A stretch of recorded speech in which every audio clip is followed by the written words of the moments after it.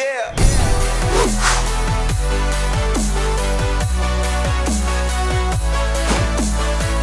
College football's unpredictability continued in Week 3, and we wouldn't have it any other way.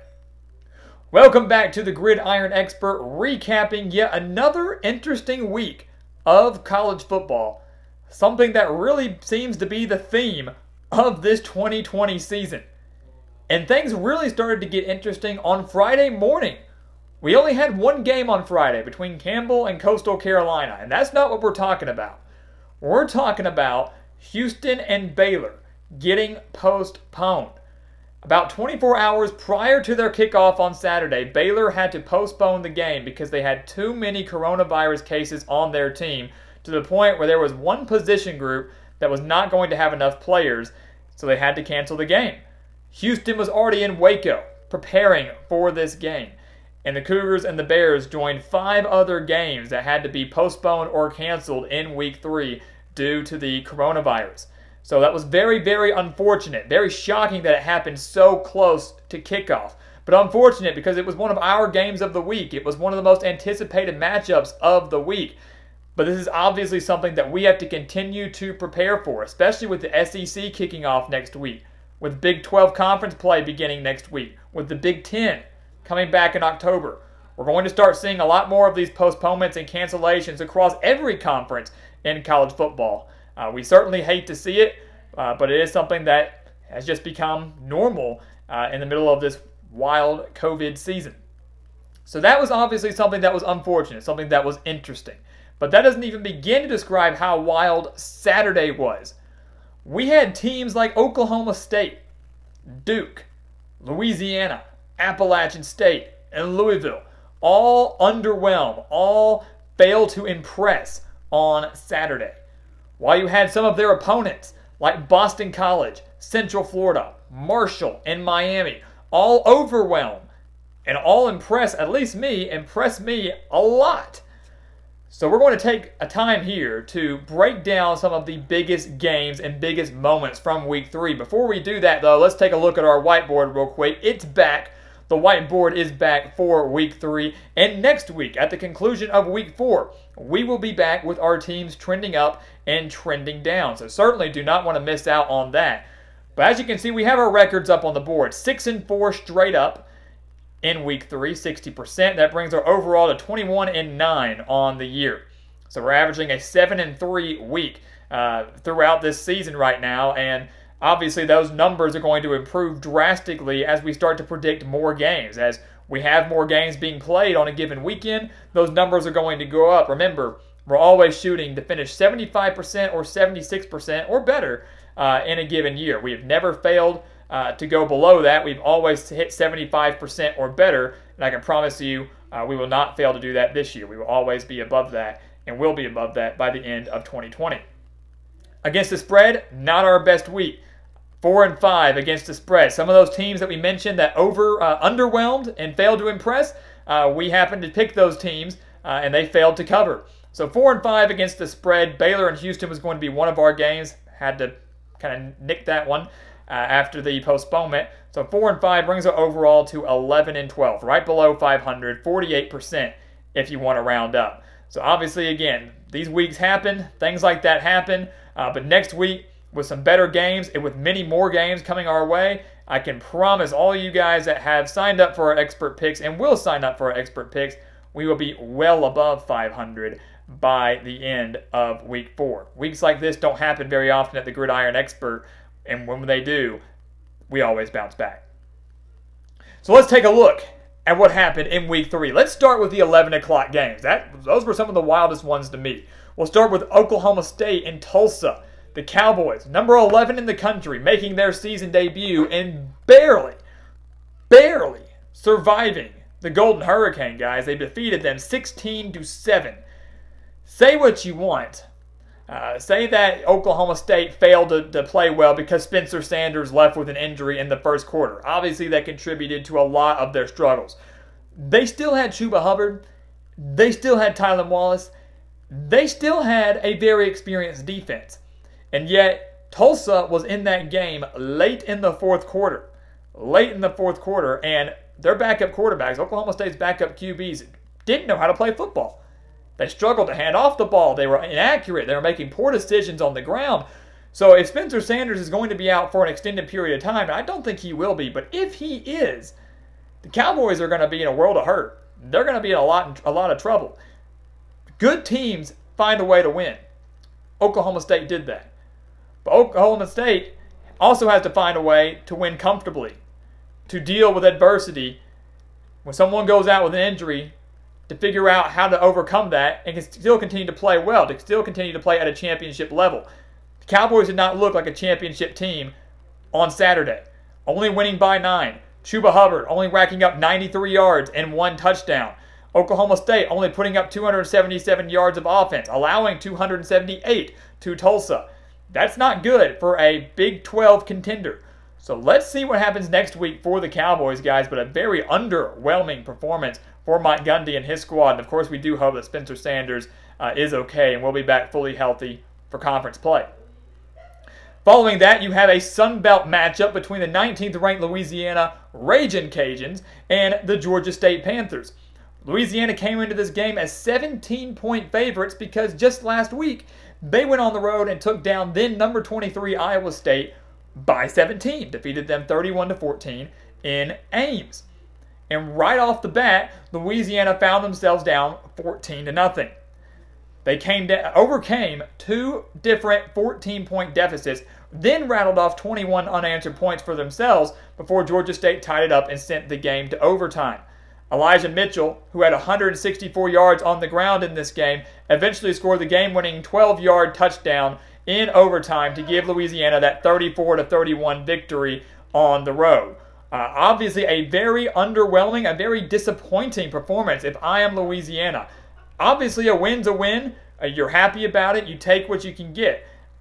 But that was a very big letdown game, in my opinion, considering how well they played on the road against Iowa State. So some things that still need to be worked out for the Ragin' Cajuns, also considering they were playing in their second game while Georgia State was playing in their first of the season with a brand new quarterback.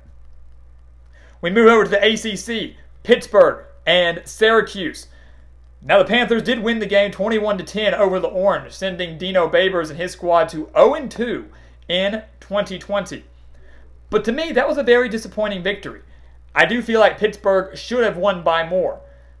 Disregard what happened last week. They shut out Austin Peay 55-0. Again, it's just Austin Peay. Not that big a deal. But you only beat the Orange by 11 points, and you struggled to move the ball. You struggled to put points on the board. You had a couple missed field goals. You had a couple turnovers here and there. Very disappointing in my eyes for Pittsburgh. The only good thing to me that still remains a strength for the Panthers is their defense. They held the Orange to 171 total yards, forced a handful of turnovers, and again, dominated that Syracuse offensive line. They did it last year in the Carrier Dome. They did it again this year. They had 7 sacks against the Orange on Saturday afternoon. So Pittsburgh's defense, to me, still remains one of the best in the ACC, still is up there as one of the best in the conference. Their offense, though, after looking pretty solid last week against Austin Peay, again, you can't put too much stock into that. To me, it was a little bit lackluster in this game against the Orange. So Pittsburgh still getting the win. They'll remain in the rankings. Big matchup next week against Louisville.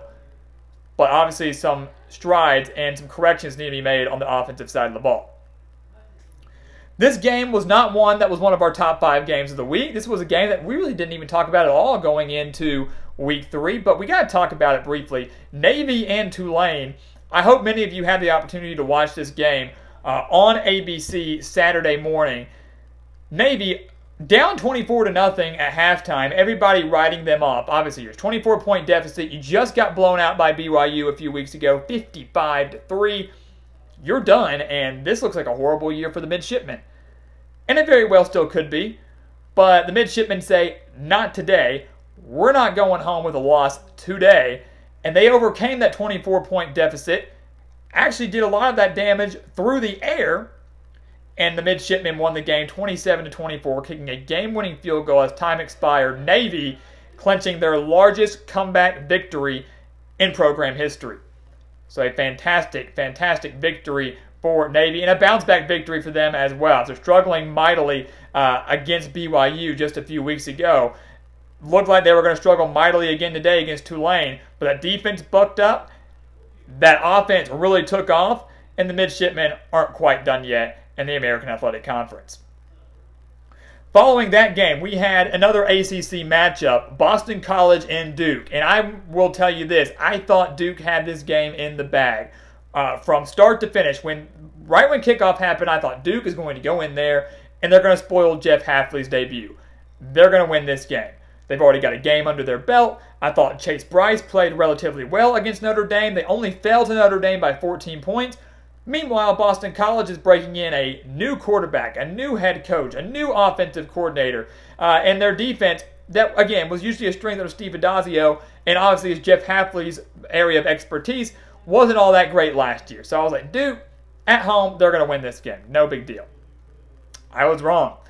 Jeff Hafley came in there, had other plans. They took down the Blue Devils 26-6, won by 20 points. Phil Jurkovec, guys, the transfer quarterback from Notre Dame, now the new quarterback at Boston College, threw for 300 yards in his debut, along with 2 touchdowns. And that defense forced 5 Duke turnovers, 4 of which came in the red zone. And if you're a Duke fan or you follow Duke football, you know that red zone turnovers and the inability to capitalize in the red zone was a major issue for Duke last year.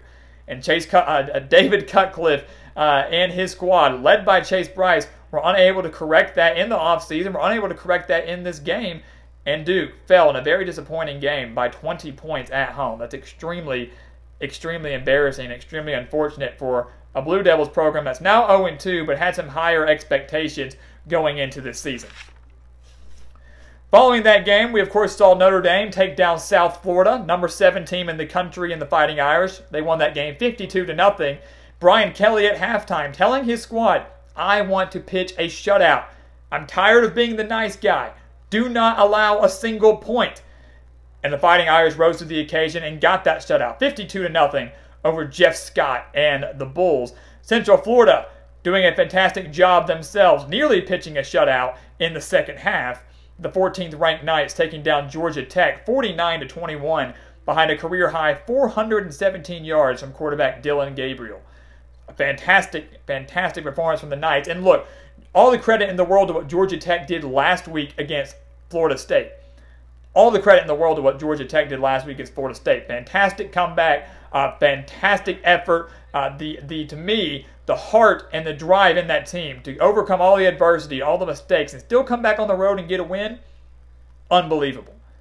But I could have told you that Georgia Tech wasn't going to win this game against the Knights. We said that in our Week 3 predictions. Too much talent, too much speed for the Knights. Georgia Tech, great win over Florida State, but they're no Central Florida. They are no Central Florida, and we saw that on Saturday afternoon. So even though the game was a 7-point game going into the fourth quarter, or early fourth quarter, Georgia Tech cutting it to 28-21.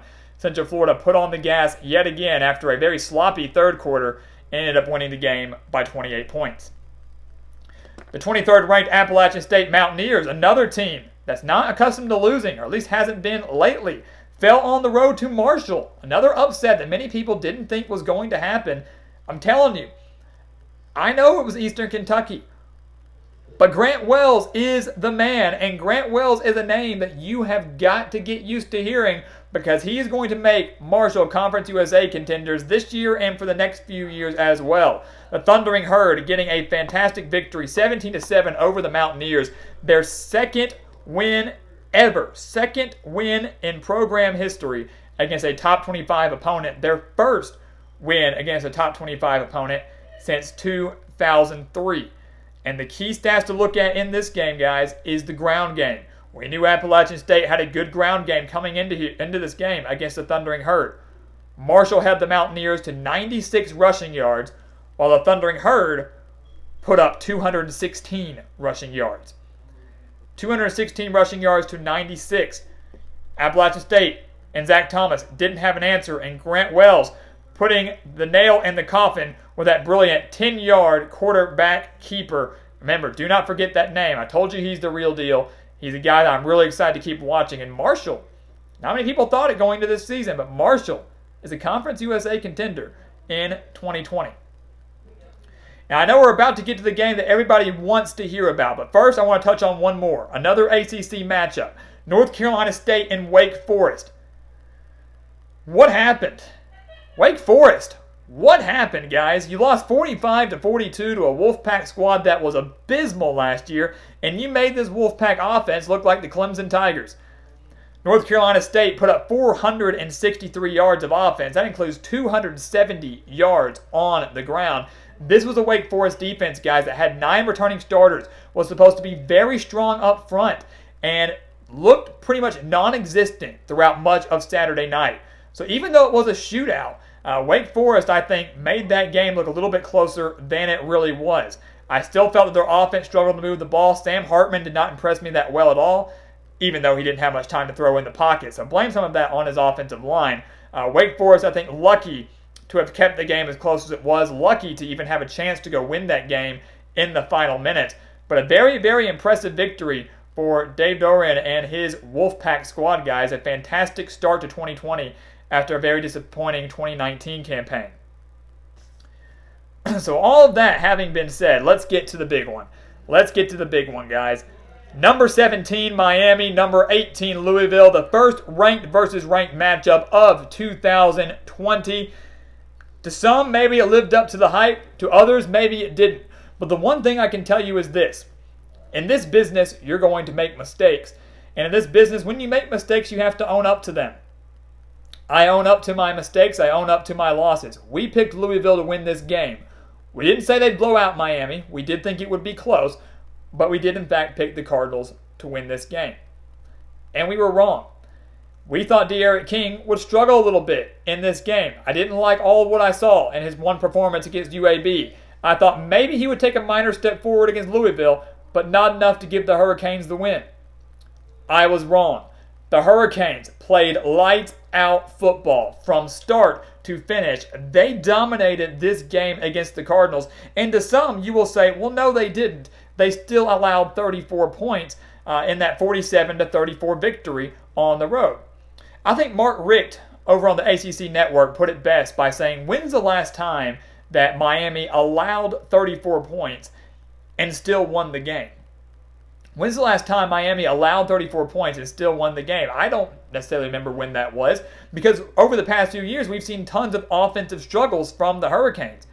And I think we really saw this offense come to life, and we got a really good look of what we're going to see for the rest of the season under Rhett Lashley's new offense at Miami. D'Eriq King put on a clinic.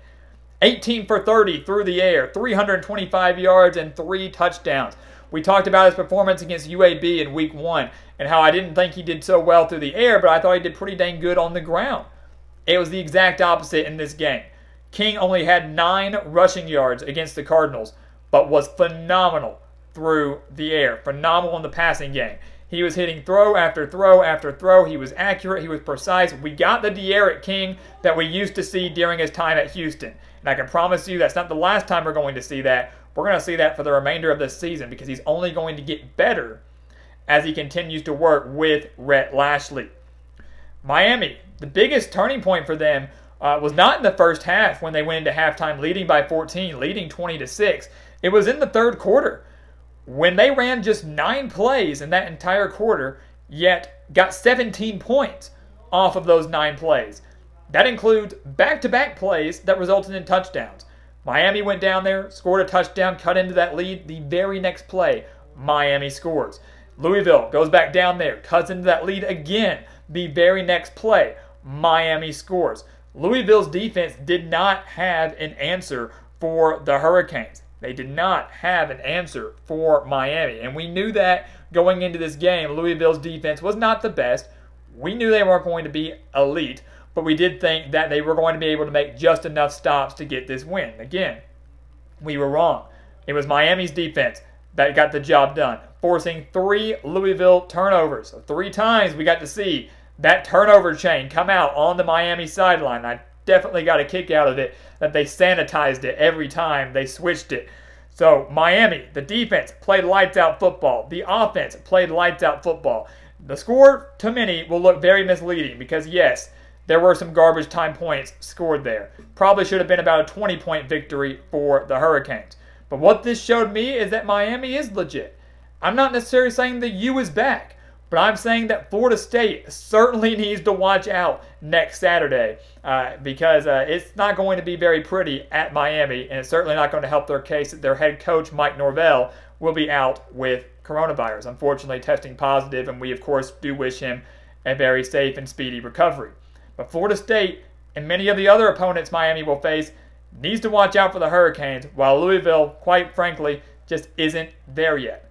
The Cardinals simply aren't there yet. They're getting there under Scott Satterfield, but what I saw Saturday night showed that the Cardinals aren't quite there to be considered contenders in the ACC, or at least to me, in that upper half of the ACC, like some of their other members of the conference. So a fantastic performance from Miami. Miami fans, congratulations on your victory. We missed the mark on that one. Won't happen very often down the road. So a fantastic week 3, guys. An interesting week 3. We saw a handful of upsets. Appalachian State and Louisville, the two ranked teams that got knocked out in week 3. A couple of underwhelming performances, concerning performances from a handful of teams. We wonder how those will be corrected, or if they will be corrected at all, going into week 4. So a lot of unknowns, a lot of questions going into these upcoming weeks of college football, but that's what makes college football so great. The unpredictability, the unknowns, the questions, and not knowing what's going to happen on any given Saturday, because as we all know, anything can happen on any given Saturday. No one is ever safe. We saw that this week, and we will certainly see that countless other times throughout this 2020 season. So guys, thank you so much for watching us here at the Gridiron Expert on YouTube. As always, make sure to continue to like, comment, subscribe, and share our videos. Share our videos, guys. We've got plenty more coming your way. We've got AP Top 25 analysis coming out this week. We've got Week 4 predictions. The SEC is back, so we'll have Week 4 predictions coming out. Game of the Week analysis. Plenty of stuff coming your way this week and many other weeks to come, so make sure to share those and check it all out. Check out everything down in the description below. We've got a weekly newsletter coming out this week. We've got expert picks coming out this week. Patreon content as well coming out very, very soon, so make sure to sign up for that if you have not already. And once again, guys, as always, thank you so much for watching, and we'll see you next time right here on the Gridiron Expert.